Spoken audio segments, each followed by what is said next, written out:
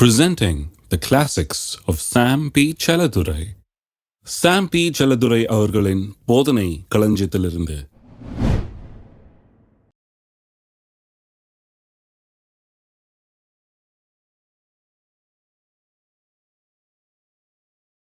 யோபு 33:26. அவன் தேவனை நோக்கி விண்ணப்பம் பண்ணும்போது அவன் அவருடைய சமூகத்தை கம்பீரத்தோடு பார்க்கும்படி அவர் அவன் மேல் பிரியமாகி அந்த மனுஷனுக்கு அவனுடைய நீதியின் பலனை கொடுப்பார். புதிய உடன்படிக்கை ஜெபத்தின் மாபெரும் மேன்மைகள் என்பதை குறித்து போதித்து வருகிறேன். அதில் முதல்ல இயேசுவின் நாமத்தை குறித்து போதித்தேன். இப்பொழுது இரண்டாவது காரியத்தை குறித்து போதித்து வருகிறேன். அது நமக்கு கொடுக்கப்பட்டிருக்கிற தேவ நீதி. ஜெபத்தையும் நீதியும் குறித்து பேச போகிறேன். வாசிப்போம். 1 கொரிந்தியர் 1:9. தம்முடைய குமாரனும் நம்முடைய கர்த்தருமாயிருக்கிற இயேசு கிறிஸ்துவுடனே ஐக்கியமாயிருப்பதற்கு உங்களை அழைத்த தேவன் உண்மை உள்ளார். ஐக்கியமாயிருக்கிறதுக்குன்னு சொன்னா அவரோடு ஒன்றுபட்டு தேவனுக்கு முன்பாக இயேசு நிற்கிறது போல நிற்கும்படியான ஒரு அந்தஸ்தை நாம் பெறும்படி தேவன் நம்மை அழைத்திருக்கிறாராம். அழைப்பு நமக்கு கொடுக்கப்பட்டிருக்கிறது. இன்விடேஷன் கார்டை கையில் வச்சிட்டு இருக்கிறாங்க. இதுதான் இந்த இன்விடேஷன். எல்லாம் இன்விடேஷனை கொண்டாந்தீங்களா? இன்விடேஷனை சுமந்துக்கிட்டே இருக்கணும். இது சொல்லுது, நான் வரலாம் தேவனுக்கு முன்பாக, தேவனுடைய சமூகத்தில் வரும்படியாக அழைக்கப்பட்டவன். தேவன் என்மேல் பிரியமாகி என்னுடைய நீதி எனக்கு திரும்ப தந்திருக்கிறார். ஏன்? நான் அவருடைய சமூகத்துக்கு முன்பாக கம்பீரமாய் நிற்கும்படியாக அப்படி செய்திருக்கிறார் இல்லைங்களா? அப்போ என்ன பண்ணியிருக்கிறார்? நீதியை திரும்ப தந்திருக்கிறார்னா எப்படி? முதல்ல நம்மை பிள்ளைகளாக்கி இருக்கிறார். அவர் நமக்கு தகப்பனாகி விட்டார். அப்போ தகப்பனுடைய சமூகத்தில் எப்படி பிள்ளை நுழைய முடியுமோ அப்படி நாம் நுழையலாம். தகப்பன்றதை பார்த்தோம். இன்றைக்கு தகப்பனாக இருக்கிறவர், நம்மை பிள்ளைகளாக ஆக்கினவர், அவர் சொல்லுகிறார், உனக்கு இந்த நீதியின் மூலமாக ஐக்கியத்தை, என்னோடு கூட ஐக்கியத்தை நான் ஏற்படுத்தி இருக்கிறேன்னு சொல்றார். இந்த ஐக்கியத்தை பற்றி என்னவென்று சில காரியங்களை சுட்டி காண்பிக்க விரும்புகிறேன். நீதியை கொடுத்தது மட்டுமல்ல, பிள்ளைகளாக்குனது மட்டுமல்ல, அவர் நமக்கு தகப்பனாக இருக்கிறது மட்டுமல்ல, நமக்கு ஐக்கியத்தை அவர் கொடுத்திருக்கிறாராம். நான் சொல்லுகிறேன், நம்ம அழைத்த தேவன் என்று சொல்லியிருக்கிறது, அவர் உண்மை உள்ளவர்னு சொல்லியிருக்குது. எத்தனை பேர் நம்புறீங்க அவருடைய அழைப்பை? அவர் அழைத்தார்னா நிச்சயமா அது நல்ல அழைப்பு தான். அழைச்சிட்டு அப்புறம் ஏன் வந்தேன்னு கேட்க மாட்டார் இல்லையா? வான்னு சொல்லிட்டு உன்னை யார் வர சொன்னதுன்னு கேட்க போறாரா? கிடையாது. இதில் தான் நம்முடைய தைரியமே அடங்கி இருக்குது. இதில் தான் நம்முடைய ஜபத்துக்கு அடிப்படையே இருக்குது. அதனால தான் சொல்றாரு, அழைத்த தேவன் உண்மை உள்ளவர். நான் உன்னை அழைத்திருக்கிறேன், நான் உண்மை உள்ளவர். அழைச்சேன்னா அழைச்சது அவ்வளோதான். நான் அழைச்சிருக்கிறேன்னா அதை நான் கேன்சல் பண்ணுறது கிடையாது. நான் உன்னை தெரிந்து கொண்டிருக்கிறேன், நான் உன் மேலே பிரியமாக இருக்கிறேன், நான் உனக்கு நீதியை திருப்பி கொடுத்திருக்கிறேன், உனக்கு தகுதி உண்டு பண்ணியிருக்கிறேன்னு சொன்னால் நான் உண்மை உள்ள தேவன். நான் அதை மாற்றிக்கொள்கிறது கிடையாது. இதுதான் புதிய உடன்படிக்கையின் ஜெபத்துக்கு அஸ்திபாரமாக இருக்கிறது. கர்த்தர் அழைச்சிருக்கிறார்.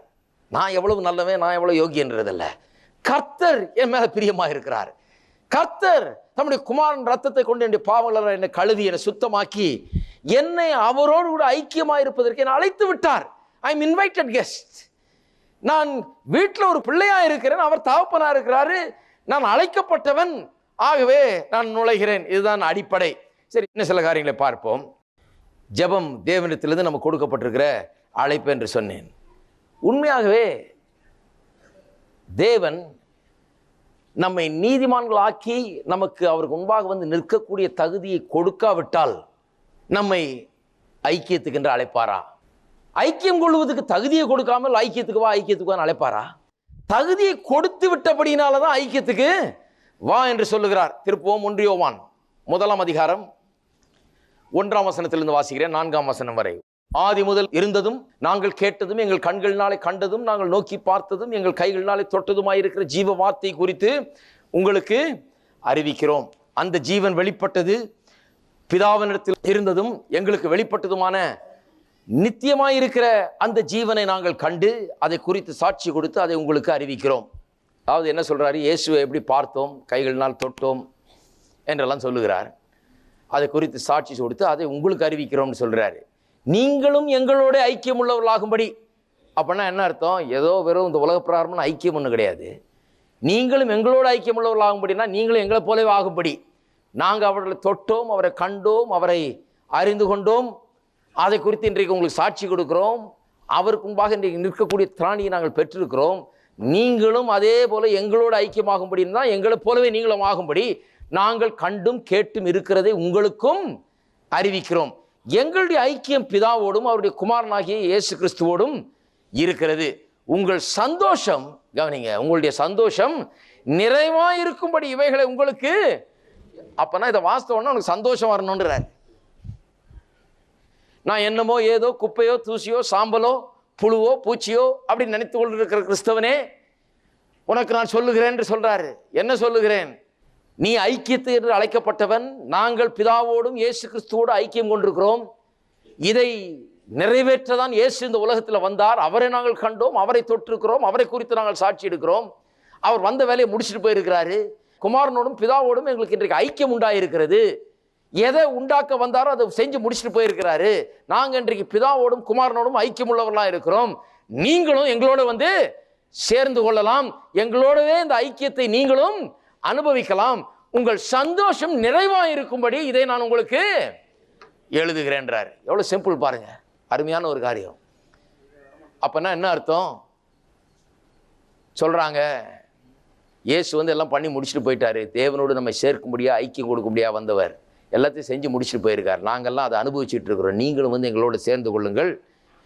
உங்கள் சந்தோஷம் அதை கேட்ட உடனேயே நிறைவாக வேண்டும் என்று சொல்லுகிறார். நான் கேட்கிறேன், உண்மையாகவே நாம் நீதிமான்கள் ஆக்கப்படாவிட்டால் இப்படி ஒரு அழைப்பை யோவான் பரிசுத்த ஆவியினால் ஏவப்பட்டு சபையினருக்கு கொடுப்பாரா?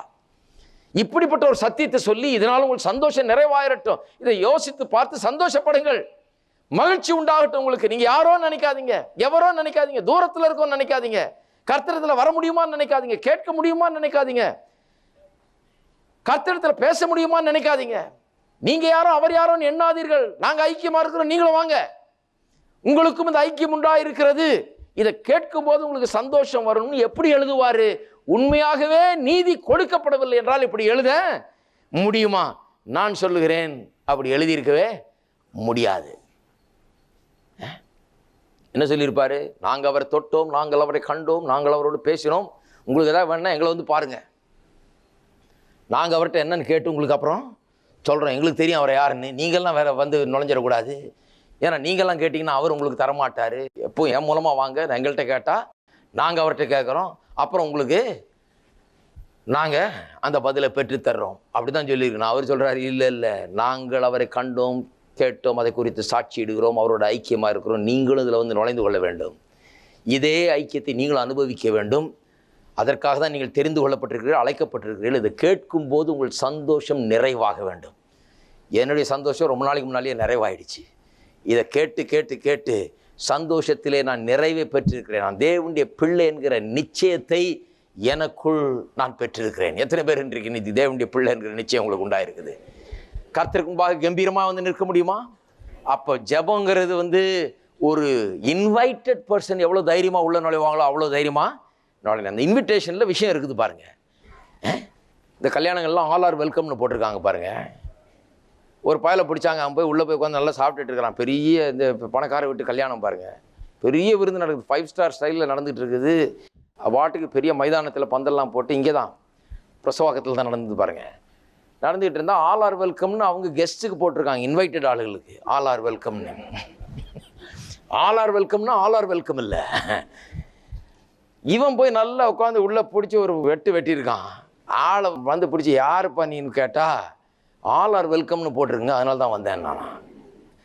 அது எல்லாருக்கும் இல்லை வெல்கம்மு, இன்விடேஷன் இருக்கா அவனுக்கு. அப்போ இன்விடேஷனில் விஷயம் அடங்கி இருக்குது. நீங்கள் அழைக்கப்பட்டவர்கள்னா அந்த இன்விடேஷனில் விஷயம் இருக்குது, புதிய உடன்படிக்கையில் விஷயம் இருக்குது, சிந்தப்பட்ட ரத்தத்தில் விஷயம் இருக்குது, சரீரம் நொறுக்கப்பட்டதில் விஷயம் இருக்குது. அதன் மூலமாக ஒரு அழைப்பு உங்களுக்கு கொடுக்கப்பட்டிருக்கிறது. அழைத்த தேவன் உண்மை உள்ளவர், அவர் கேரண்டி கொடுக்கிறார் உங்களுக்கு. அங்கே தேவனுடைய சன்னிதானத்தில் இடம் உண்டு என்று, உங்கள் ஜெபம் கேட்கப்படும் என்று, உங்களுடைய விண்ணப்பங்கள் அங்கே நீங்கள் ஏறெடுக்கலாம், அது கேட்கப்படும், அதுக்கு மறு உத்தரவு கொடுக்கப்படும், நீங்கள் வரலாம்.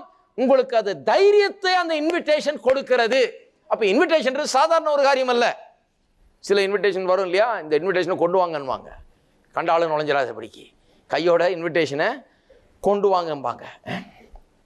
அப்போ இன்விடேஷனில் பெரிய விஷயம் இருக்குது. கர்த்தர் கல்வாரி சிலுவையின் மூலமாக நம்மை தகுதிப்படுத்தி நமக்கு ஒரு இன்விடேஷனை கொடுத்திருக்கிறார். அந்த இன்விடேஷன் அடிப்படையில் தான் நாம் வருகிறோம். அந்த அழைப்பின் அடிப்படையில் தான் நாம் வருகிறோம். அந்த இன்விடேஷன் எதற்கு? வந்து இயேசுவோடு ஐக்கியம் கொண்டு கர்த்தரோடு தேவனோடு ஐக்கியம் கொள்வதற்கு ஒரு இன்விடேஷன். எப்பேற்பட்ட ஒரு ஸ்லாக்கியம் பாருங்க. அப்போ ஜெபங்கிறது பிச்சை எடுக்கிற நேரம் அல்ல, கெஞ்சுகிற நேரம் அல்ல, தேவனோடு ஐக்கியம் கொள்ளுகிற நேரம். நீங்களும் உங்கள் பரலோக பிதாவும் ஐக்கியம் கொள்ளுகிற நேரம். நீங்கள் வருவதை பரலோக பிதா விரும்புகிறார். அவர் அவன் மேல் பிரியமாகி அவனுடைய நீதி அவனுக்கு திரும்ப கொடுத்தார். ஏன்? அவன் கம்பீரமாக அவருடைய சமூகத்தை பார்க்கும்படி. அவர் பிரியமாக இருக்கிறார் என்கிற அந்த உணர்வோடு வரணும். ஜெபம்னே ஓடு கூப்பாடு போட ஆரம்பிக்க கூடாது. அவர் எவ்வளவு பிரியமா இருக்கிறார் என்பதை எண்ணி பார்க்க வேண்டும். எப்படி நீதியை திரும்ப கொடுத்திருக்கிறார் என்ற இந்த நீதியை குறித்த போதனைகளை எண்ணி பார்க்க வேண்டும். அப்புறம்தான் கர்த்தருக்கு முன்னால வர வேண்டும். ரொம்ப முக்கியம் பாருங்க. இதெல்லாம் எண்ணி பாருங்கள். ஜெபிக்கிறதுக்கு முன்னால கொஞ்ச நேரம் இதை தியானம் பண்ணுங்கள். கர்த்தர் என் மேல பிரியமா இருக்கிறார், நீதியை திரும்ப கொடுத்திருக்கிறார். ஏன் நான் கம்பீரத்தோடு அவருடைய சமூகத்திலே நிற்கும்படியாக, கேட்டு பெற்றுக்கொள்ளும்படியாக. சரி, அப்படி நிற்கும்போது சிலர் சொல்றாங்க, ஒருவேளை பாவம் செய்தா எப்படியா? கம்பீரத்தோடு நிற்கலாம் அப்படி இப்படின்னு சொல்றீங்க, பாவம் வந்துட்டா எப்படி? விசுவாசி பாவம் செஞ்சுட்டா எப்படி? சிலர் நினைக்கிறாங்க பாவம் செஞ்ச உடனே நாம திருப்பியும் ரட்சிக்கப்பட வேணும் என்று. நான்லாம் ஒரு டசன் தடவை ரட்சிக்கப்பட்டிருப்பேன்னு நினைக்கிறேன். திரும்ப திரும்ப ரட்சிக்கப்பட்டிருக்கிறோம் அந்த காலத்தில். ஏன்னு சொன்னால் எங்களுக்கு யாரும் சொல்லலை, இந்த மாதிரி நீ ஒரு தடவை தான் ரட்சிக்கப்படுற.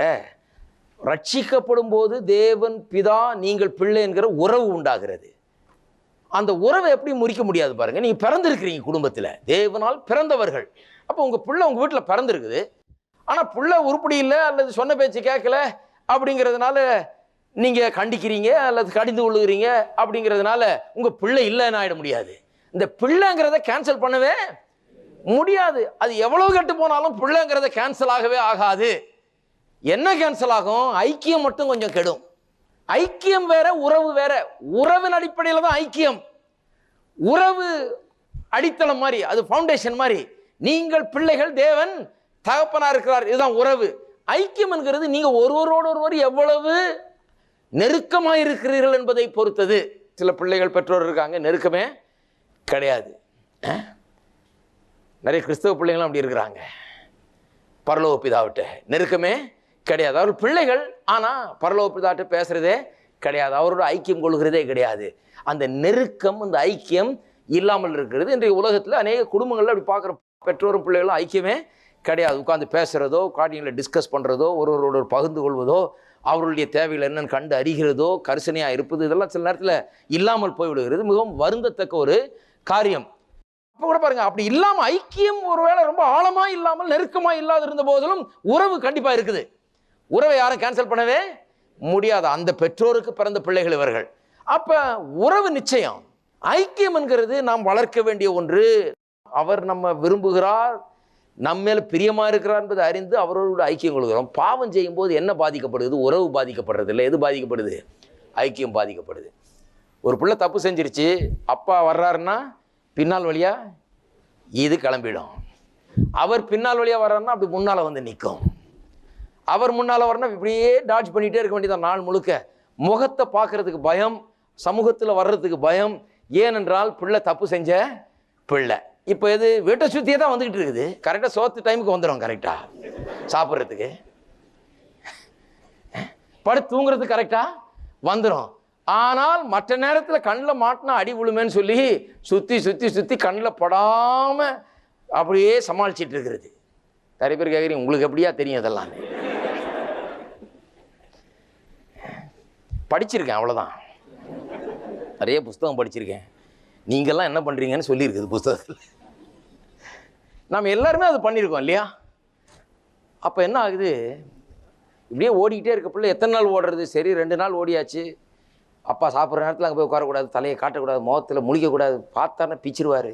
கோபத்தில் இருக்கிறாரு, மூடை கெடுத்துருவோமாக்கும், அவ்வளோதான் ஆக்கும். அம்மா சொல்லி வச்சுருக்காங்க, முன்னால் மட்டும் வந்துடாது நீ போச்சு அப்படின்னு அம்மா முதலே சொல்லி வச்சுருப்பாங்க பிள்ளைக்கு. அதனால் முகத்துக்கு முன்னால் வராமல் அப்படியே பார்த்துக்கிறது. எத்தனை நாள் இது ஓடும்னு சொல்லுங்கள்? வண்டி ஓடாது ரொம்ப நாள். இது 2-3 நாளைக்கு அப்புறம் எப்படியும் மாட்டி தான் ஆகணும். ஆனால் நான் சொல்லுகிறேன், மாற்றுறதுல கிடைக்கிற ஒரு சந்தோஷம் இந்த உலகத்திலேயே எங்கேயும் கிடைக்காது. அப்பேற்பட்ட ஒரு சந்தோஷம். தப்பு செஞ்சு மாட்டிருக்கீங்களா? நீங்கள் எல்லாம் ஒன்றும் தெரியாத மாதிரி இருக்கீங்க. மாட்டி அடி வாங்கியிருக்கீங்களா? அந்த அடியில் இருக்கிற சுகம் இருக்குது பாருங்க. வலிக்குது, உண்மைதான். கதறோம், அழுகிறோம், உண்மைதான். அந்த அடி அடிச்சு முடிச்ச உடனே வர்ற ஒரு சுகம் இருக்குது பாருங்க, அதை போல ஒரு சுகத்தை இந்த உலகத்தில் காணவே முடியாது. என்ன சுகம் அது? இனிமேல் நான் ஓட வேண்டியதில்லை, இனிமேல் எனக்கு அடி கிடையாது, இனிமேல் எனக்கு சஞ்சலம் இல்லை, இனிமேல் எனக்கு பயம் இல்லை, கணக்கு தீர்ந்து விட்டது.